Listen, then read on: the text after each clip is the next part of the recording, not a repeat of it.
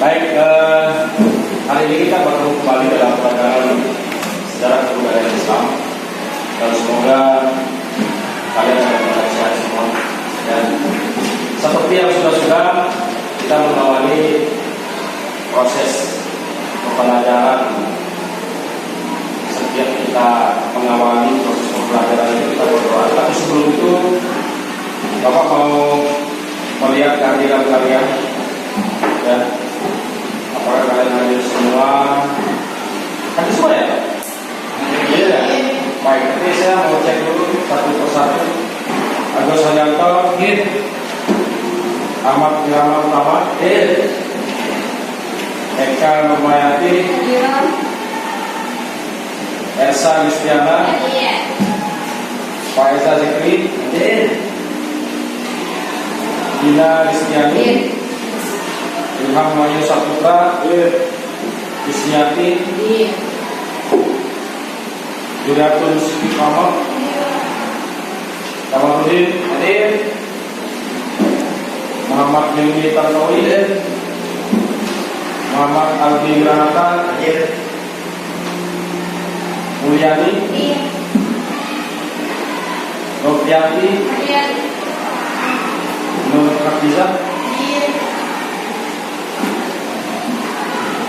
Nurmina, Nurul Islamia, Ratnasari, Tiara Petrina,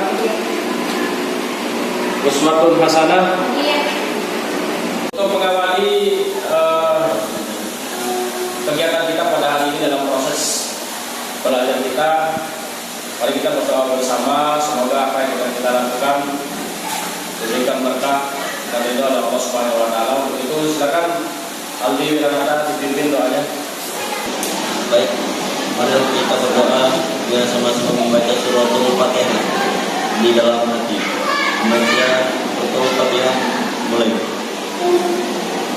Baik, di pertemuan yang sudah lalu kita sudah membahas bagaimana proses dakwah Rasulullah semasa beliau berada di Mekah atau periode Mekah, apa saja yang dilakukan oleh Rasulullah dalam mendakwakan Islam sejak diturunkannya surah Al-Alaq, perintah untuk menyebarkan Islam. Dengan politik dakwahnya Rasulullah itu cara dakwahnya ada dua, yaitu sirriyah dan jariyah. Lalu kemudian kita sudah bahas tuntas habis itu, dan sekarang kita untuk pertemuan ini kita akan membahas bagaimana hijrahnya Rasulullah, perpindahan Rasulullah dari Mekah ke Madinah. Yang sudah kita ketahui bersama bahwa dakwah selanjutnya Rasulullah beliau habiskan masa usianya di Madinah. Oke, baik. Sebelum itu kita akan menyanyikan, tahu nggak lagu orang Ansor ketika dia menyambut Rasulullah, kedatangan Rasulullah di Madinah? Tahu. Siapa yang mimpin kira-kira? Kamarudin. Oke. Kamarudin mau di depan apa di tempat duduk atau di aula atau di mana? Di depan. Di depan. Silakan. Bismillahirrahmanirrahim.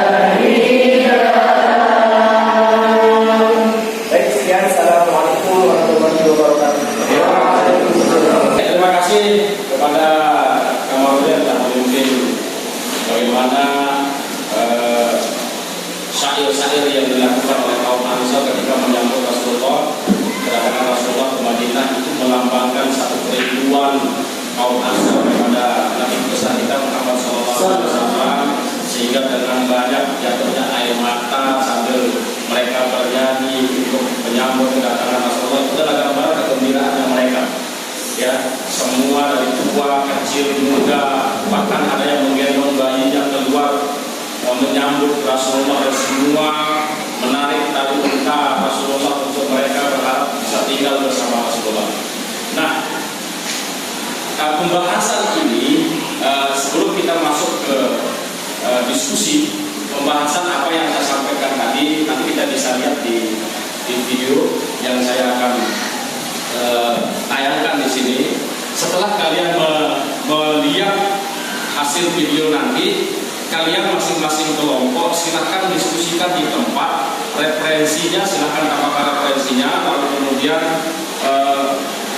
kita akan diskusikan hasil dari diskusi kalian. Kalaupun ada pertanyaan-pertanyaan apa yang perlu dipahami, ada yang bisa menjawab, kita akan diskusikan semua.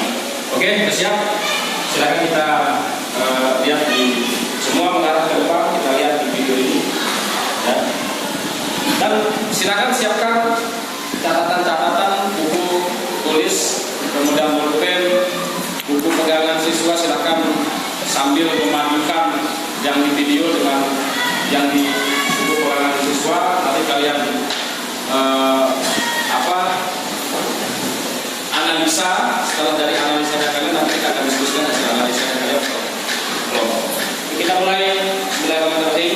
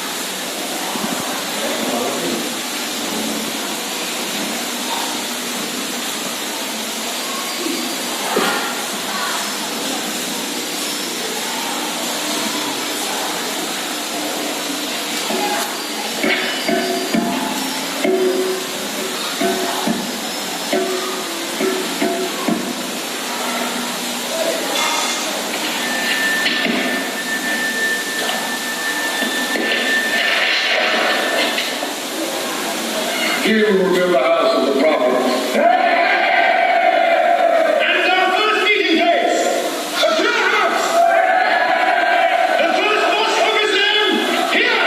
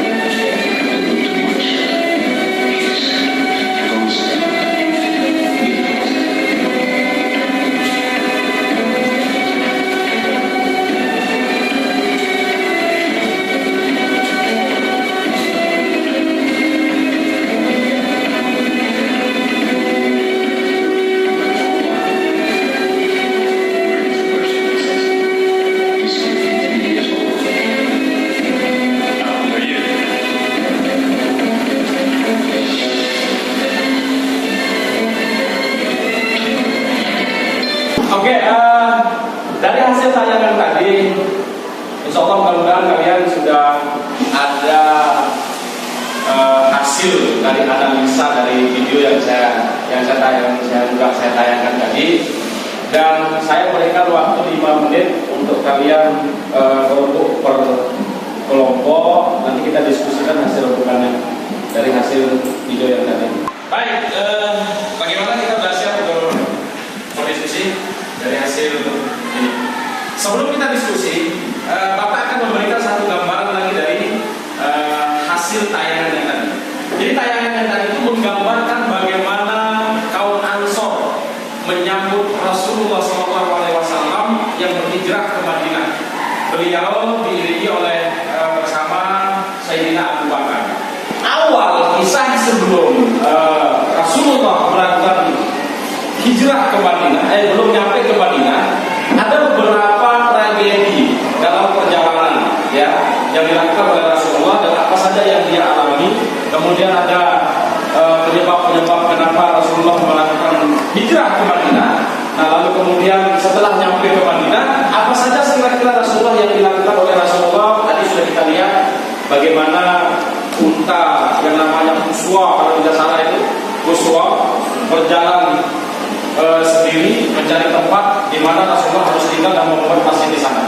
Ya, jadi gambarannya seperti itu. Tadi kita lihat bahwa laki, perempuan, anak kecil, bahkan ada yang menggendong bayinya menyambut Rasulullah dengan kerinduan kepada Rasulullah. Bagaimana upaya mereka sejak awal membujuk Rasulullah untuk bisa pindah atau hijrah ke Madinah. Oke, itu gambaran dari saya, dari Bapak ya. Sekarang dari hasil analisa kalian kita akan diskusikan bagaimana hasil analisa per kelompok. Nanti kelompok mungkin bisa satu kelompok mungkin bisa bertanya, lalu kemudian kelompok lain bisa menjawab. Oke, saat Bapak akan mengawali hijrah itu apa? Berpindah dari satu tempat ke tempat yang lain. Dalam kehidupan berpindah sifat perbuatan dari hal yang buruk ke dalam perbuatan yang baik itu juga disebut dengan hijrah. Oke. Ada pertanyaan dari hijrah ini untuk kita lontarkan ke masing-masing kelompok dari hasil analisanya kalian. Di sini kan kita tidak melihat di video ini, kita tidak pernah melihat bagaimana proses awal Rasulullah berhijrah dari Mekah ke Madinah, perjalanan dari Mekah ke Madinah yang kemudian sudah diubah dan segala macam. Kita tidak melihat. Yang kita melihat adalah saat Rasulullah sampai di Madinah disambut oleh kaum Ansor, ya, disambut oleh kaum Ansor, lalu kemudian bagaimana untanya Rasulullah mencari tempat untuk tempat tinggalnya Rasulullah. Nah, yang kalian akan analisa tadi adalah bagaimana kalian akan mereferensi dari video ini akan mereferensi bagaimana proses terjadinya hijrah. Ada yang bisa menyampaikan? Silakan. Sebelum nyampe ya Rasulullah ke Madinah itu kan ada proses. Kenapa terjadi hijrah ke Madinah, terakhir kali hijrah Rasulullah ke Madinah? Sebelumnya kan ada ke Taif dan segala macam, ya, ada ke Habsyah dan segala macam. Nah, di sini kita melihat hijrah ke Madinah, ada hijrah terakhir. Apa kira-kira tujuan Rasulullah hijrah ke Madinah? Silakan kita diskusikan. Ya, tadi hijrah adalah pindah ke satu tempat ke tempat yang lain. Silakan dari kelompok 1, 2, 3. Ada pertanyaan mungkin? Kita langsung saja. Oke, kelompok 2. Oke, silakan dari kelompok 2. Saya mau bertanya, apa yang menyebabkan Rasulullah SAW hijrah ke Madinah? Oke, pertanyaannya adalah penyebab Rasulullah hijrah ke Madinah. Ada yang bisa jawab? Yang jawab? Oke, kelompok 1. Silakan. Baik. Jadi penyebab Rasulullah SAW hijrah ke Madinah yang pertama itu adalah karena untuk memperluas ajaran agama Islam. Kenapa perlu untuk memperluas agama Islam? Jadi kalau Islam hanya di kota Mekah saja tidak, maka Islam akan cepat punah. Oleh sebab itu Rasulullah SAW hijrah ke Madinah untuk memperluas ajaran agama Islam.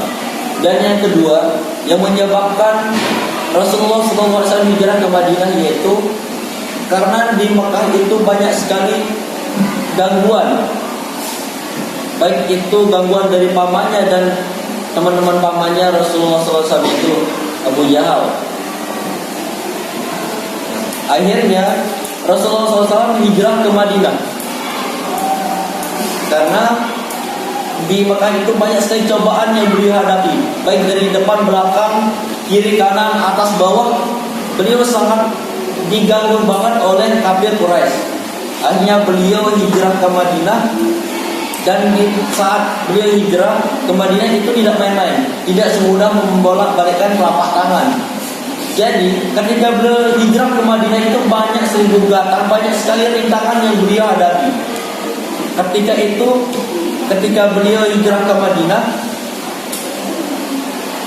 ada semacam angan-angan jahat dari pamannya, yaitu bahwa dia akan mengumpulkan dari segala penjuru pemuda yang kuat untuk mengepung Rasulullah SAW di saat Rasulullah mau hijrah ke Madinah. Akhirnya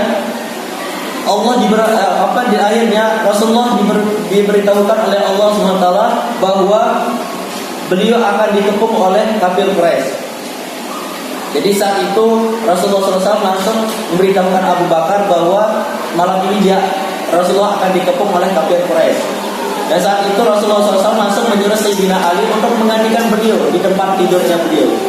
Akhirnya Rasulullah pada malam itu langsung berhijrah bersama Sayyidina Abu Bakar radhiyallahu anhu,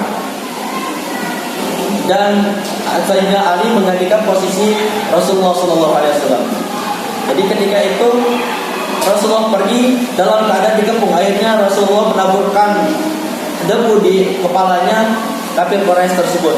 Akhirnya penglihatan mereka itu terhalang. Akhirnya mereka tidak melihat Rasulullah SAW. Setelah itu dia mencari Rasulullah ke dalam. Saat dia mencari Rasulullah ke dalam rumahnya Rasulullah, dia tidak melihat Rasulullah, akan tapi yang dia lihat adalah Sayyidina Ali. Akhirnya mereka langsung mengejar Rasulullah SAW. Akhirnya Rasulullah dan Sayyidina Abu Bakar As-Siddiq beristirahat di sebuah gua, yaitu namanya Gua Sur. Sudah disampaikan tadi oleh salah satu perwakilan dari kelompok 1 penyebab terjadinya hijrah Rasulullah SAW ke Madinah. Sekaligus dia memaparkan bagaimana proses terjadinya hijrah pada malam tersebut yang penuh ancaman, dan hijrah itu memang tidak main-main. Ya, bahkan mengorbankan nyawa. Dalam salah satu kitab sejarah mengatakan banyak juga yang meninggal dunia dibunuh kaum muslimin yang mencoba berhijrah ke Madinah.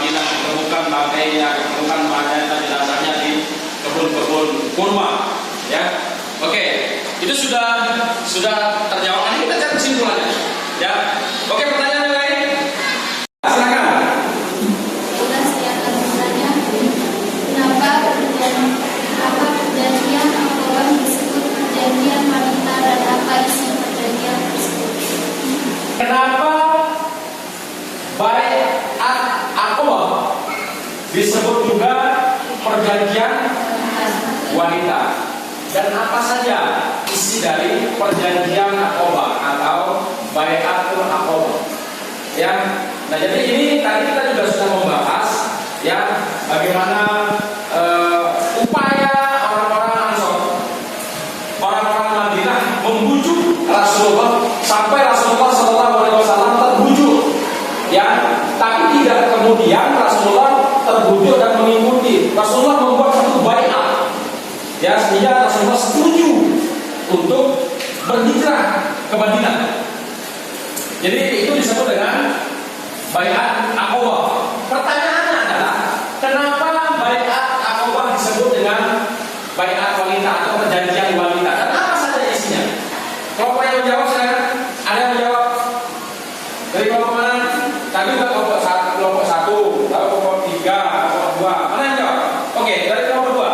Nah, Baiklah, tentu saja saya akan menjawab pertanyaan dari kelompok 3. Kenapa perjanjian Al-Aqabah atau Bai'at Aqabah disebut juga dengan perjanjian wanita? Dan apa isi dari perjanjian tersebut? Jadi Bai'at Aqabah atau juga dengan perjanjian wanita karena di dalam perjanjian itu telah hadir seorang wanita yang bernama Afra binti Abi Salabah. Dan isi dari perjanjian tersebut adalah: 1. Kami tidak akan mempersekutukan Allah. 2. Kami tidak akan mencuri. Yang 3. Kami tidak akan berzina. 4. Kami tidak akan membunuh anak kami. 5. Kami tidak akan memfitnah dan menghasut. Dan yang terakhir, kami tidak akan mendurhakai Nabi Muhammad SAW. itu jawaban kenapa Bai'at Aqabah disebut juga dengan Bai'atul Nisa.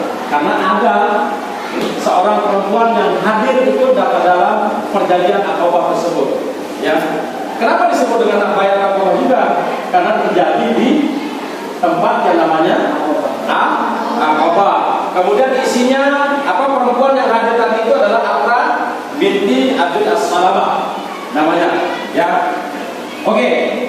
Nanti kita sebutkan kembali di sesi terakhir, nanti kita akan sama-sama sebutkan apa hasil kita diskusi pada hari ini. Yang lain silakan terkait dengan hijrah, penyebab hijrah, kemudian apa yang dilakukan selama perjalanan, proses terjadinya hijrah pada saat Rasulullah melakukan perjalanan, lalu kemudian apa saja yang dilakukan oleh Rasulullah pada saat sudah sampai ke kota Yasrib yang sekarang berubah menjadi Madinah. Nah, yang berubahnya adalah Rasulullah SAW ketika dia berhijrah, ya, ketika beliau sudah sampai di Madinah.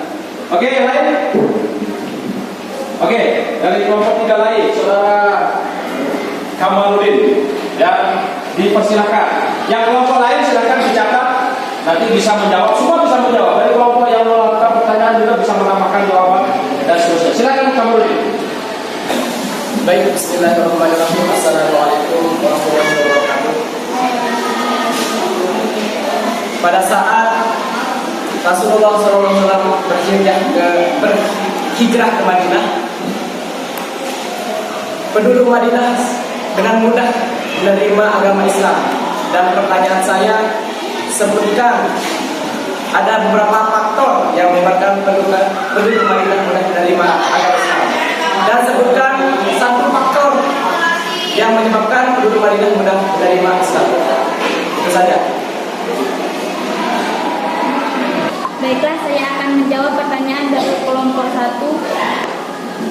Apa faktor apa saja penyebab orang Madinah cepat menerima Islam? penyebab orang Madinah mudah menerima Islam itu ada 3 faktor.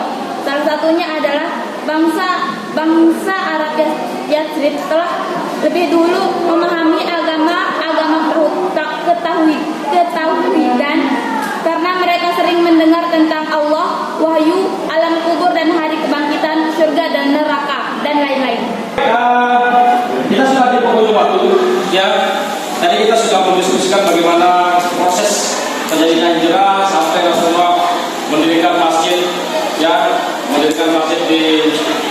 Madinah, bagaimana penyambutan orang Madinah, faktor apa yang menyebabkan orang Madinah mudah sekali menerima kehadiran Islam di Madinah, lalu kemudian bagaimana perjanjian Aqabah itu salah satu penyebab terjadinya hijrah juga. Baik, kita akan melakukan melihat simpulan dari apa yang kita diskusikan pada hari ini. Kita simpulkan bersama, ya, bukan Pak Guru aja yang disimpulkan, kita simpulkan bersama. Oke, simpulan pertama adalah penyebab utama terjadinya hijrah. Apa tadi? Berpuasa agama Islam. Kedua,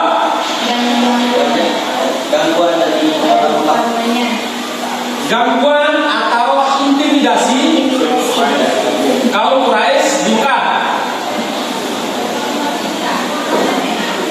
Artinya ini Rasulullah mencari aman, keselamatan kaum muslim yang ada di Mekah yang semakin hari semakin disiksa. Ya, lalu kemudian simpulan yang selanjutnya, Aqabah. Isi Aqabah apa saja?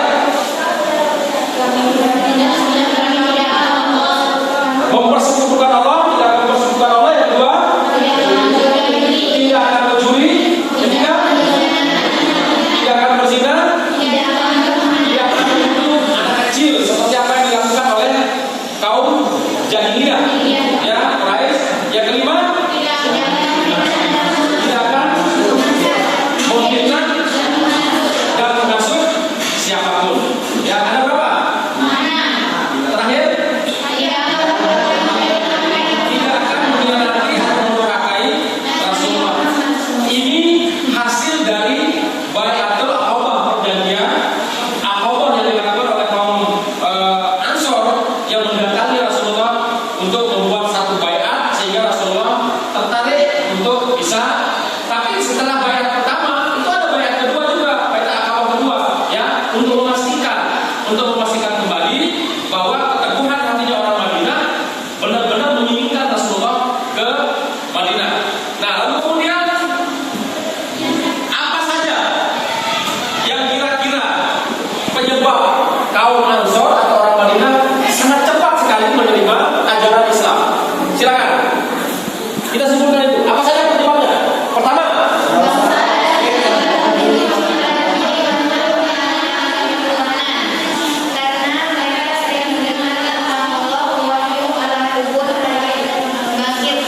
mereka sudah mengenal yang namanya ketauhidan.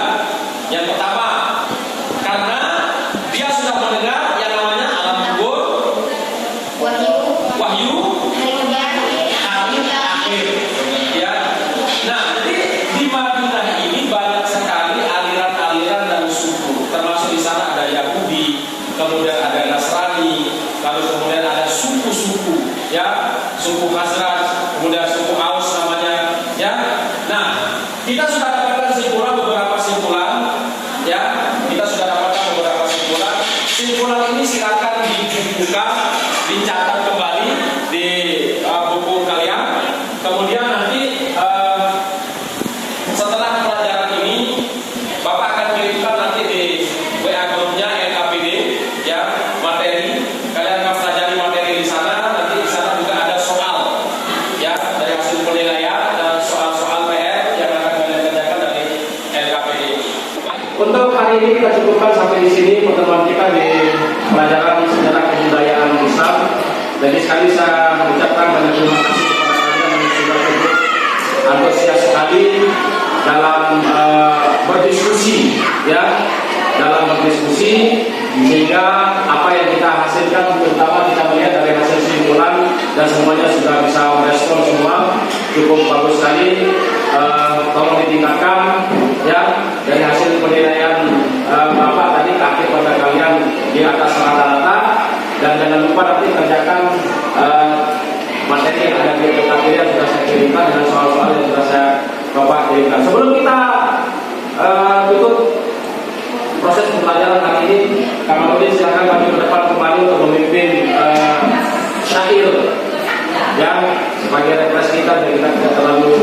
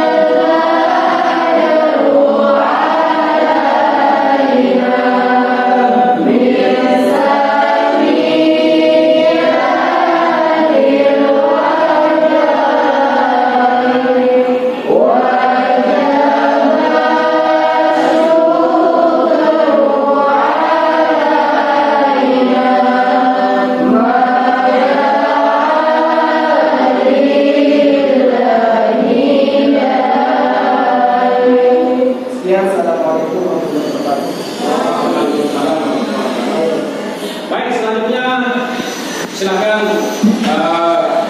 Muhammad Ali pimpin doa. Suratul kita baca suratul Fatihah saja. Semoga apa yang pernah kita lakukan tadi diberikan berkah saudara, diberikan Allah Subhanahu wa taala dan juga dari Allah Subhanahu wa taala segala ilmu yang kita lakukan hari ini. Silakan Ali. Jadi marilah kita sama-sama menutup kegiatan belajar kita dengan membaca surah Al-Fatihah di dalam hati. Baca surah Al-Fatihah di dalam hati mulai. Ya, pertemuan kita pada hari ini jangan lupa pesan-pesan Bapak, tugas-tugas saya yang ada di rumah melalui LKPD. Ya, sampai ketemu di minggu depan. Lagi sekali saya berikan apresiasi yang cukup tinggi kepada kalian yang sudah mengikuti pelajaran ini dengan antusias sekali dan hasil diskusi yang luar biasa. Ya, selamat. Sampai ketemu minggu depan. Wabillahi taufiq wal hidayah. Assalamualaikum warahmatullahi wabarakatuh.